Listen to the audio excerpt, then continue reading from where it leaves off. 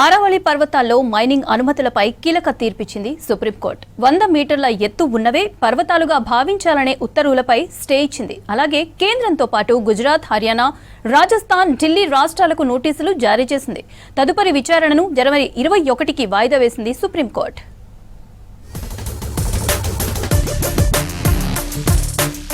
ఆరావళి పర్వతాల్లో మైనింగ్ పై కీలక ఆదేశాలు జారీ చేసింది సుప్రీంకోర్టు. గతంలో ఇచ్చిన ఉత్తర్వులపై స్టే విధించింది. నిపుణుల కమిటీని ఏర్పాటు చేయాలని ఆదేశించింది. ఈ మేరకు CJI justice Suryakant, JK Maheshwari, AG మాసిహల ధర్మాసనం మధ్యంతర ఉత్తర్వులు జారీ చేసింది. సుమోటోగా దాఖలైన కేసుపై స్పందించాలని కేంద్రం సహా రాజస్థాన్, గుజరాత్, ఢిల్లీ, హర్యానా రాష్ట్రాలకు నోటీసులు జారీ చేసింది. తదుపరి విచారణను జనవరి 21కి వాయిదా వేసింది సుప్రీంకోర్టు ధర్మాసనం. ఆరావళి శ్రేణుల్లో 100 మీటర్లు లేదా అంతకంటే ఎత్తైనవి మాత్రమే పర్వతాలుగా పరిగణించాలని నవంబర్లో తీర్పిచ్చింది సుప్రీంకోర్టు. ఈ తీర్పుపై ప్రజల నుంచి పెద్ద ఎత్తున వ్యతిరేకత వచ్చింది. దీంతో ఆ ఇష్యూను సుమోటోగా స్వీకరించి మరోసారి విచారించింది సుప్రీం ధర్మాసనం. ఈ ఏడాది అక్టోబర్ 13న ఆరావళి పర్వతాలపై కొత్త నిర్వచనం ఇచ్చింది కేంద్ర పర్యావరణ, అటవీ మంత్రిత్వ శాఖ. కొత్తగా 100 మీటర్ల ఎత్తు నిబంధనను సుప్రీంకోర్టుకు ప్రతిపాదించింది. ఈ సిఫార్సును నవంబర్ 20న న్యాయస్థానం ఆమోదించింది. దీంతో తీర్పును పునఃపరిశీలించాలని పలువురు మేధావులు, పర్యావరణవేత్తలు కోరారు. దీనిని సుమోటో కేసుగా స్వీకరించింది సుప్రీంకోర్టు.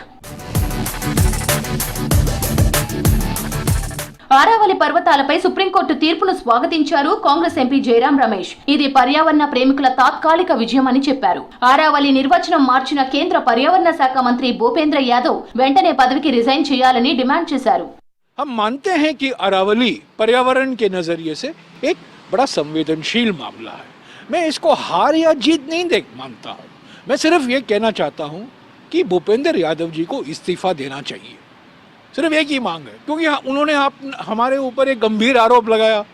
आज सुप्रीम कोर्ट में साबित हो गया कि वो आरोप गलत था और खुद ये भूपेंद्र यादव जी और राजस्थान सरकार लगे हुए हैं सरिस्का टाइगर रिजर्व की जो सीमा है, क्रिटिकल टाइगर हैबिटेट की सीमा, उसको बदलने में लगे हुए हैं. अरावली को बेचने में लगे हुए हैं. ఆరావళి మైనింగ్ పై ఇప్పటికైనా మోదీ సర్కార్ వెనక్కి తగ్గాలన్నారు కాంగ్రెస్ నేత అశోక్ గెహ్లాట్. ప్రజా ఉద్యమంతోనే సుప్రీంకోర్టు నిర్ణయాన్ని మార్చుకుందని చెప్పారు గెహ్లాట్.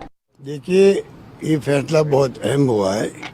सुप्रीम कोर्ट के फैसले का स्वागत करते हैं, क्योंकि जिस रूप में ये आंदोलन शुरू हो गया, युवाओं ने, छात्रों ने, आम जनता ने, एक्टिविस्ट ने कोई पीछे नहीं रहे. तो सरकार को भी समझ में आ जाना चाहिए कि जनता क्या चाहती है.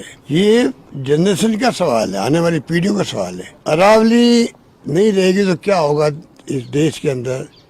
आज गैस चैम्बर बना हुआ है दिल्ली, अगर अरावली नहीं रहेगी तो कितना क्या होगा देश में. कहाँ का गैस चैम्बर बनेगी, कोई कल्पना कर सकता है क्या?